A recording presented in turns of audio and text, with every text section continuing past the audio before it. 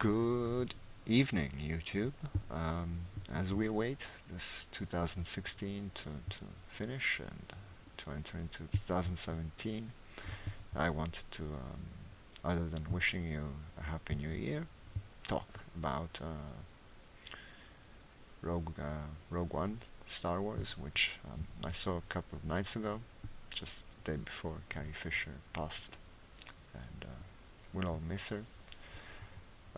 On a happy note, it was nice to see the tribute that they left for her in Rogue One, as we all remember her and want to remember her in A New Hope. So that was a sad but nice coincidence at the same time, let's say. Um, so to the memory of Carrie Fisher, thank you very much for everything, I suppose. So about the Rogue One, I wanted to say I really enjoyed the movie. I thought it was a pleasure to watch, a lot of fun, and it had a very crisp visual look, and it was well thought from that point of view. There's a couple of interlude scenes, landing on planets or showing new planets. They're very well. The angle of the camera is very nice. The art is very nice, or the CGI. It's not tacky. It's in fact it looks a bit gritty, and thus it seems more realistic. That has a nice touch, and it gives a very good look to the movie. And besides that, the camera angles are thought very well. These characters appear within the iconic Star Wars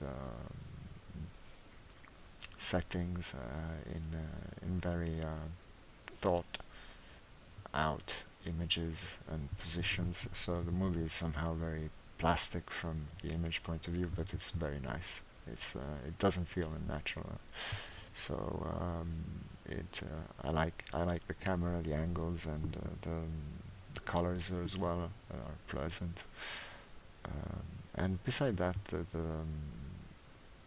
the narrative, the content of the story is well done. It's pleasant. It's nice to follow, and it takes you with it. So, and just about that, I wanted to read a small extract from Roger Ebert, written in 2001, August. It's his review about Akira Kurosawa's Seven Samurai. And briefly, I'll just read an extract. It says, Akira Kurosawa's Seven Samurai, 1954, is not only a great film in its own right, but the source of a genre that would flow through the rest of the century. The critic Michael Jack suggests that this was the first film in which a team is assembled to carry out a mission and an idea, which gave birth to its direct Hollywood remake, The Magnificent Seven, as well as The Guns of Navarone, The Dirty Dozen, and countless less war, haste, and caper movies. And he goes on and says, since Kurosawa's samurai adventure Yojimbo 1960 was remade as A Fistful of Dollars and essentially created the spaghetti western, and since this movie and Kurosawa's The Hidden Fortress inspired George Lucas' Star Wars series, it could be argued that this greatest of filmmakers gave employment to action heroes for the next 50 years, blah blah blah. I'm not so sure about the last part, but you get the point of the first part. It's considered to be the beginning of a genre, this thing where you get to meet some emarginated people of society, and we get to know them through their bad side and their problems and their defects and all of that. But we also get to know them through the movie, and eventually they get a chance to be redeemed through the cause, and we get to care for the cause that they care for. So, and that's the basic structure of how the Seventh Samurai works. And of course, this is in Rogue One. It's there, but it's done very well. we get to know the characters, we get to know their motivations. These motivations are plausible, credible, and interesting as well, or intriguing at times. They leave something to mystery, but at the same time they're not just both out there floating without much explanation. So, which is what I think J.J. Abrams does, but and Lost surely can show you that. But these the plot lines in Rogue One all carry you towards the end. They all work. All the characters have their very motivations. The rebels are plausible and despaired, and their fight provides them with redemption for their well, spoilers. So, but you get to care for the cause. You get to believe their actions because their motivations are well explained, and their background is also given. So it all becomes more credible. And when you get to the end, you actually feel for these people, for these and for their for what they're trying to do. So that works very well. Um, and it's a nice structure. I mean, one could say that The Force Awakens was taken directly from A New Hope, and that this one takes from Seven Samurai. But The Force Awakens takes the plot basically, and this is taking the structure. I found this more interesting. It had something in to say in itself. So, of course, the narrative structure had something, but that's not the only thing we went to see. We went to see a Star Wars movie in the Star Wars universe, and it has a very nice, crisp look to it. It's very cinematic and comic-esque, like Sin City, sort of. It has this very good look to it, as a comic would, and it's a nice story, and the characters are very cool, and their struggle is it feels important to you.